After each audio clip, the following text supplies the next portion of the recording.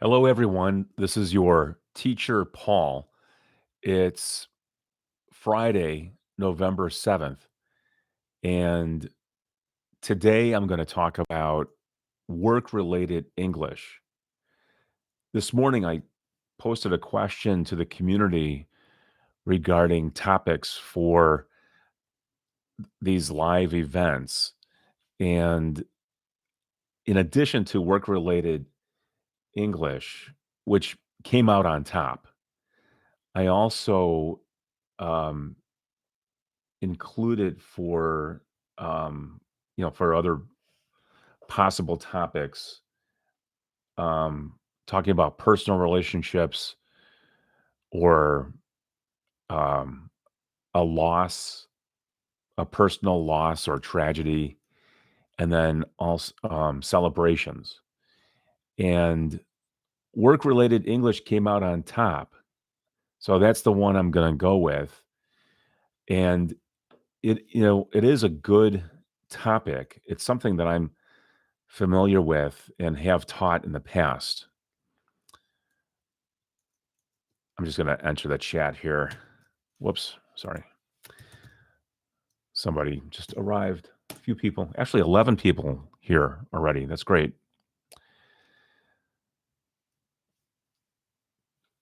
So that'll be the topic, and I'll do this for maybe 20 minutes, 20 to 30 minutes. Try to keep within that time frame. If it goes any longer, then I think it probably just gets boring. So I'll try to stick to about 30 minutes. It's 11 o'clock or 11:18 here in the Twin Cities. I live in Minneapolis, Minnesota. That's another thing that people often ask me when I come on live. They want to know where I live. And that might be something if you have gone to my other websites or my current website, which is going to post it here, put the address englishfortheplanet.com.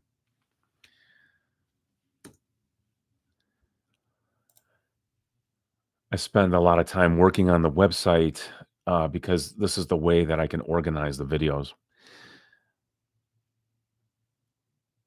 So the topic is work or work related English. And I'll just start with asking you what you do. What if you're working, what do you do? That's the most common question people ask about a person's occupation. They'll ask, "What do you do?" Or "What do you do at work?" Or "What do you do all day at work?" Or "What do you do all day?"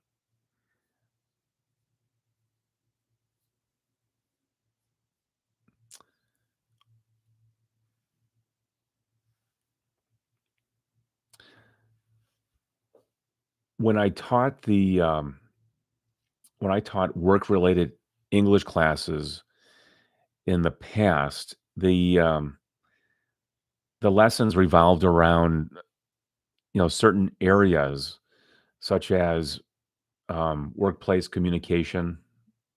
What do you say to people that you work with? How do you talk to your supervisor? What do you say to your coworkers? Um, what do you say to customers?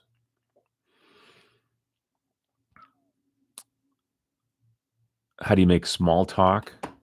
That's that's a big concern among many of my students because they're not sure how to talk to their coworkers about just ordinary things. And so that's small talk, talking about the weather, talking about sports, talking about things that really aren't consequential. But these are things that we talk about with our coworkers because we want to socialize. You want to get to know the people you work with. And to do that, sometimes it requires that you ask personal questions. And you might not feel very comfortable asking personal questions of your coworkers, but that is one way of making small talk when talking about a person's family, if that person has kids. You don't want to seem like you're prying. You know the word pry, P R Y. You don't want to seem as if you are prying, which is asking extremely personal questions. Don't do that. It's usually not a good idea to ask your coworker if he or she is married. That's not a good one to ask. You can find that out without having to ask the question. And but just I think asking about vacation. Where did you go on your last vacation? Where do you go on vacation? What do you like to do on the weekends? I think those are good questions to ask. Asking about places to eat. Where do you like to go out to eat? What's a good place to eat at? Where's a good place to get some Chinese food, or where's the best place to get a pizza? That kind of small talk is good because you do want to try to socialize. And that is a way of improving your English by making small talk at work. Another area that my students have studied, and I've been um, interested in this myself, and that's managing stress at work. Many people have stress related um, problems because of work. There's too much stress. So, how do you manage stress? Sometimes there's a deadline, or something is due, or you have a limited amount of time to do something, and so that's I think good to learn about as well. If you are on a deadline, or if you're given a limited amount of time, the question you would ask is, how long do I have?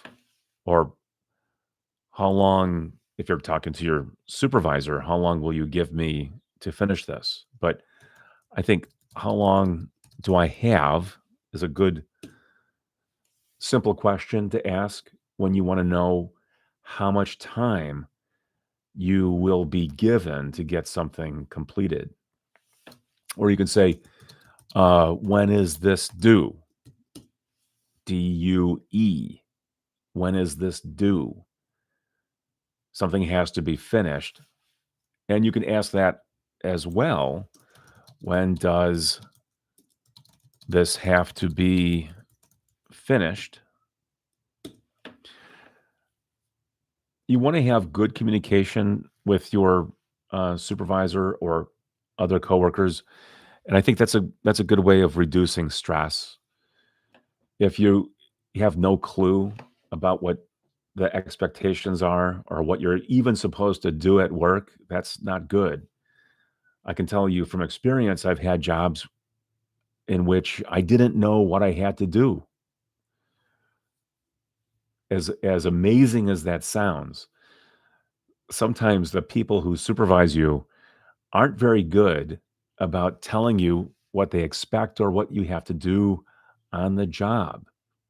In fact, I've had jobs in which the supervisor, manager, or owner wanted me to make a lot of my own decisions about the things that I had to do, which is fine as long as those were good decisions.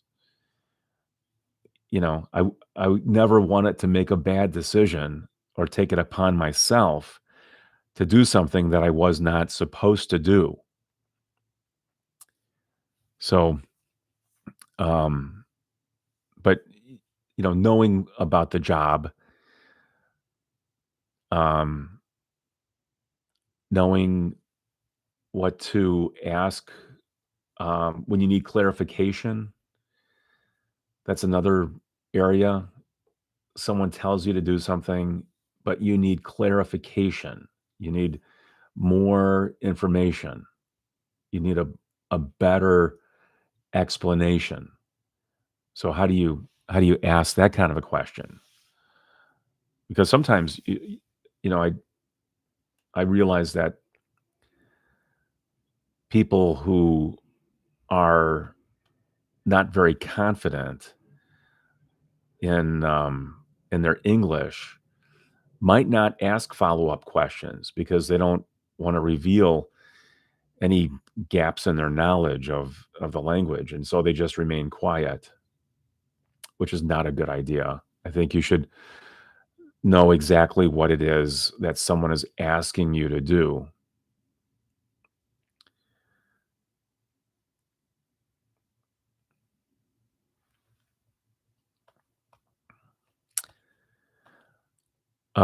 Another area is productivity, being productive at work, making money at work. This comes up a lot when your job revolves around having to make a lot of money. That is selling a product, making food, getting getting work completed quickly so that you can go on to the next job. So that's something that I think students want to know more about. Managing the workflow. How do you sequence the activities at work? What do you do first? What do you do second? Who do you go to when you have a question? Where do you go to get something? If you need something, where do you go to get it? Being organized at work is important. That leads to productivity. Being able to find the right thing or the right person, the proper supplies, that's all very important. You should know your way around the place where you work, whether it's a building, um, if it's outside, if it's in a particular geographical area, if you're in a city, you really have to know the area. If you're a driver, for instance, you really have to know where you're going, even though you might rely on GPS, um, whatever application you use for navigating city streets. If you're using Google Maps or Waze is another one. Um, it's better not to be too reliant on those things. I think as a backup, that's good, but you know, um, don't rely too much on technology when it comes to um, being productive. Or it's good to know how to use it, but don't rely on it too much because it might not always be there. A lot of people are using AI right now, believing that that's going to increase their productivity, and that's possible. AI certainly can help, but you can't rely on it. You can't rely on it all the time. It'll be interesting how people choose to use artificial intelligence at work going into the future. I'm just reading the comments.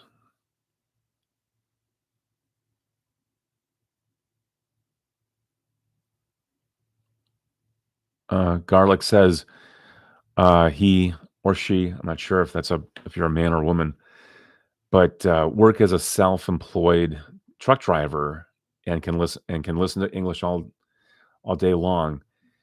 That is an advantage in working alone. If you're working as a truck driver, then you can choose to listen to anything. It could be English or music. It could be another language. Radio broadcasts are good.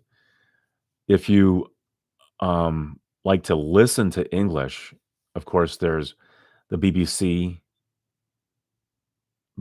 British Broadcasting Corporation. NPR here in the United States is National Public Radio. I recommend that highly. The people who are featured on NPR speak very good English, usually, at least the hosts do. Um, yeah, that's another thing to think about for work. What are the advantages or the disadvantages of your job? You might not make a lot of money, but there could be some other forms of compensation that are just as good or just as valuable, such as, the value of time or freedom. How much freedom do you have at work?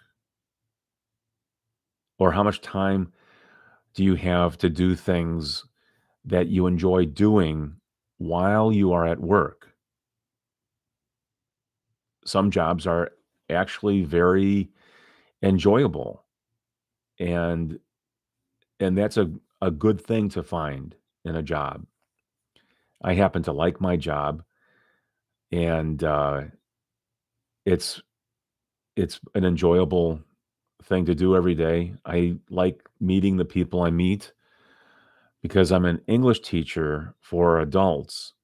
I meet people from all over the world every day, and it's a great opportunity to find out about where they're from, what their dreams or ambitions are. Um, I often have very pleasant, casual conversations with my students in class about just about any topic.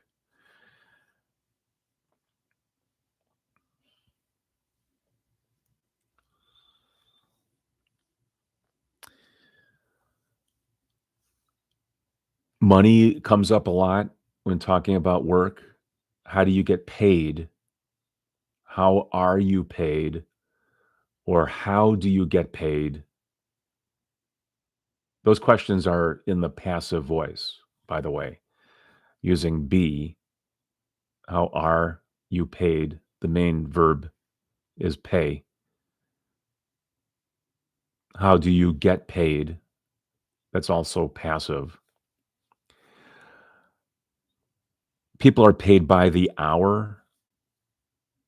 They make a certain amount of money per hour, or it's per day, or it might be per uh, period of time.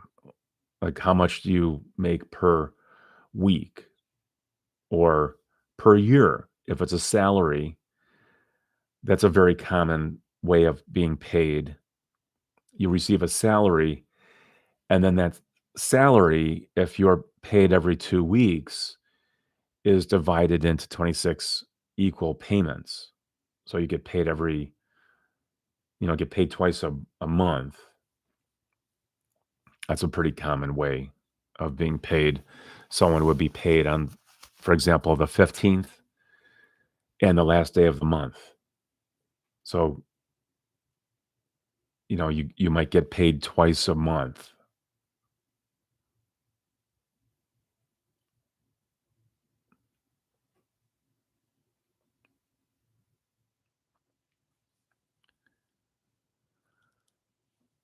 I'm not, someone's asking me about charging for English courses, and I don't charge anymore. I used to do something like that in the past, and it's uh, sometimes it's difficult to schedule if I make an arrangement with somebody and they don't show up and, my time is spent. But then I also felt a little guilty about how much I was making doing that because I was making a lot. And I think I'd rather just not have to ask people for money. Anything I do here is supported through advertising, and that doesn't cost you anything. You just have to listen to the ad or the commercial whenever it comes up. It's a minor inconvenience, but this is the way to keep it free. And that's the way I prefer going because not everybody has the resources to pay me to work with them directly. So I don't work with people directly anymore, except at my job where I work every day. And then I'm paid by the government to do my job, which is completely separate from this. I keep those two things separate.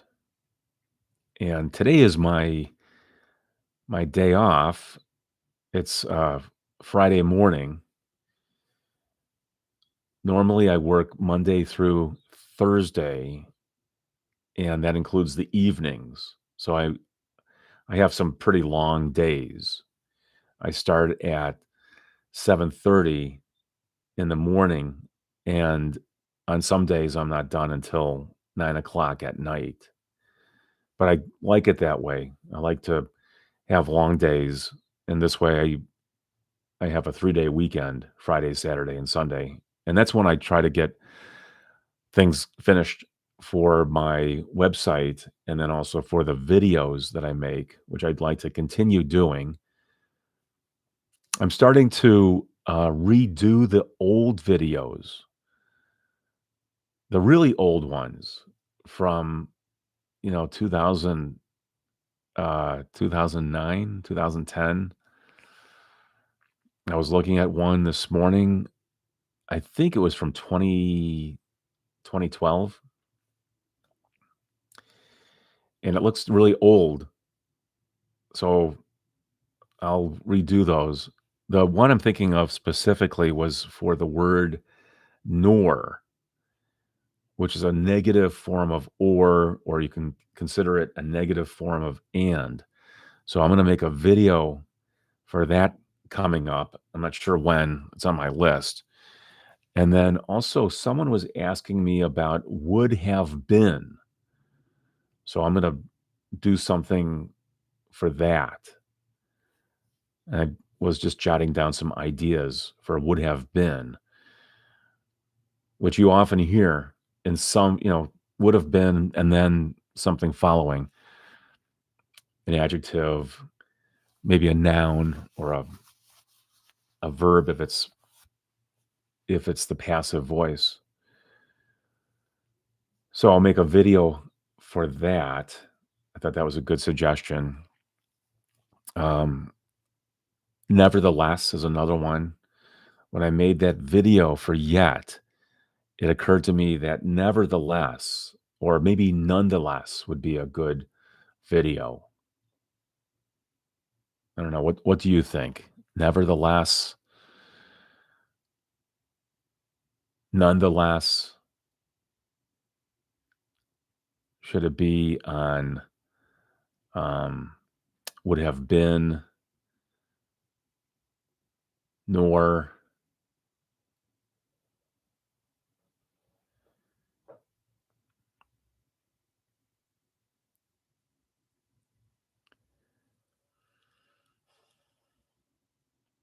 I'm just reading the comments.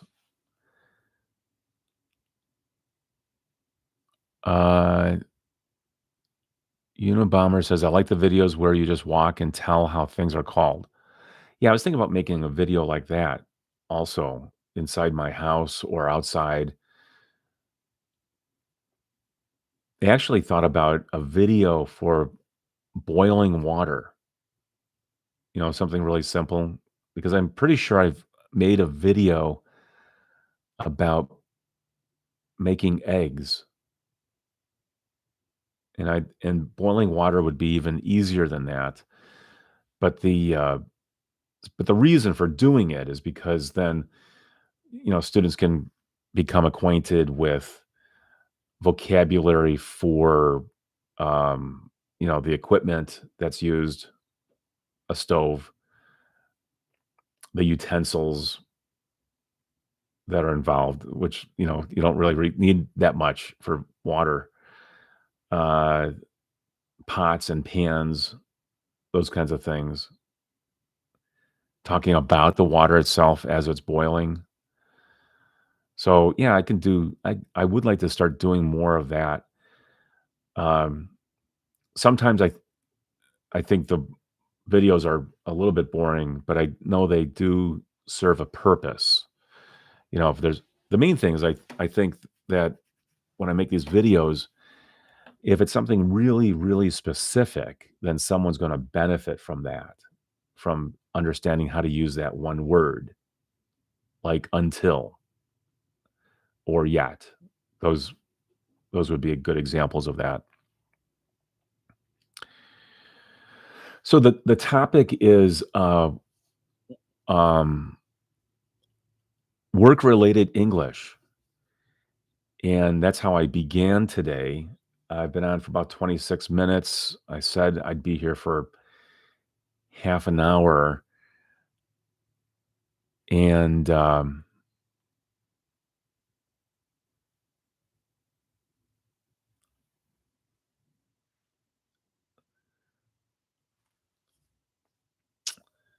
so just think I'll stop here pretty soon.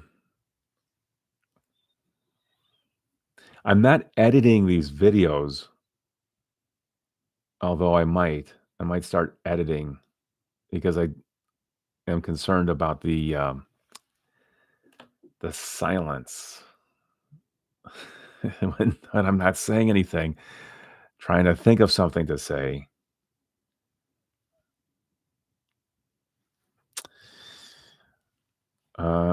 What else could I say about work-related English? Um, Commuting is another thing. Getting to the job, the form of transportation that you use in order to get to work, that's a good thing to talk about because that's kind of part of the job. Getting to the job is part of the job. And it's also a matter of quality of life. Is it a miserable experience just getting to your job? And you think about the time you spend,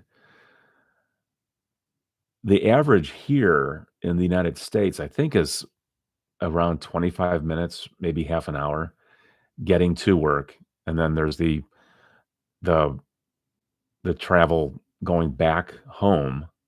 That's the same amount of time, if not more. And there are many people who travel in all an hour every day going to and from work, which feels like a lot of time. I'm fortunate that I can ride my bike to work. That takes me about 20 minutes. Takes a lot of stress off me when I ride my bike, and I save a lot of money. It reduces my stress. I also get a chance to get a good look at the place where I live. When you're in a car, you don't really see very much other than the road ahead of you. When you're in a bus or a train, that's a good way of becoming familiar with the place where you live. When I took the bus every day, I liked looking out the window and and just thinking about anything. When you drive, it requires a lot of concentration, and so it's not always possible to let your mind drift because you have to keep your eyes on the road and have a good sense of everything that's around you.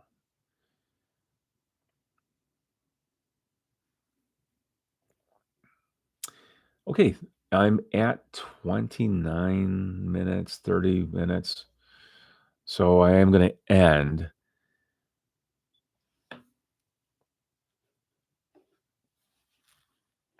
I'll check the the community page for more ideas for English videos.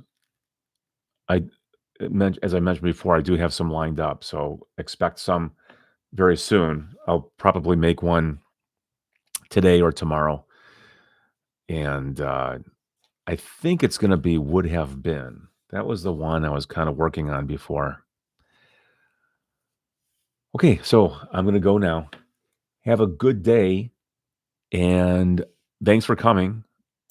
I'll see you online.